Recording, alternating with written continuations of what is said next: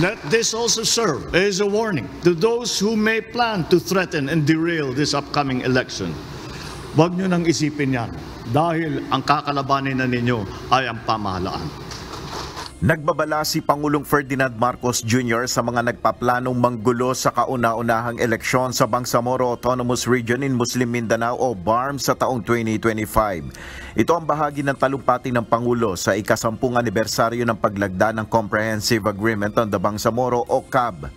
Ang CAB ay produkto ng usapang pangkapayapaan ng gobyerno at ng Moro Islamic Liberation Front o MILF. Ayon kay Pangulong Marcos, patuloy na magbabantay ang pamahalaan laban sa mga kalaban ng kapayapaan. As we defend the gains that we have achieved, we will be vigilant against the enemies of peace. We will bear the full force of the state against terrorist elements. Tiniyak rin ng Pangulo ang buong suporta para sa ikatatagumpay ng BARM. It requires a strong political will. And as President, I will exercise that strong political will for the success of the Bangsamoro region. Umaasa naman si BARM Chief Minister Ahod Ibrahim na patuloy na susundin ang mga probisyon sa nabuong peace agreement. Let us move forward with optimism and continue to faithfully implement all the provision of the agreement.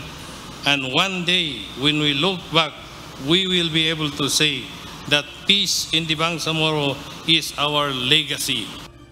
Samantala, pinangunahan rin ng Pangulo ang pagtatapos ng unang batch ng 100 na dating Moro combatants na sumailalim sa Bangsamoro Police Basic Recruit Course sa Camp Pendatun sa munisipalidad ng Parang sa Maguindanao del Norte. Binigyan din ng Pangulo ang mahalagang papel na kanilang gagampanin sa BARM ngayong sila ay magiging bahagi na ng police force. Simula ngayon, kahit saan man kayo italaga, kayo ay kinatawan ng kaayusan at pagbabago na layon nating ipamana sa ating mga anak.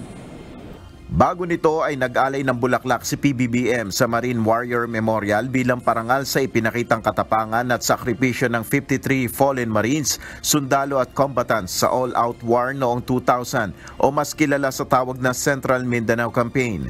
Pumunta rin si Pangulong Marcos sa Pikit Cotabato para naman sa inaugurasyon ng 5.133 billion peso Malitubog Maridagao Irrigation Project. Sa oras na makumpleto ang proyekto, makikinabang dito ang nasa 4,000 magsasaka, lalo na't nakararanas ng El Niño phenomenon ang bansa.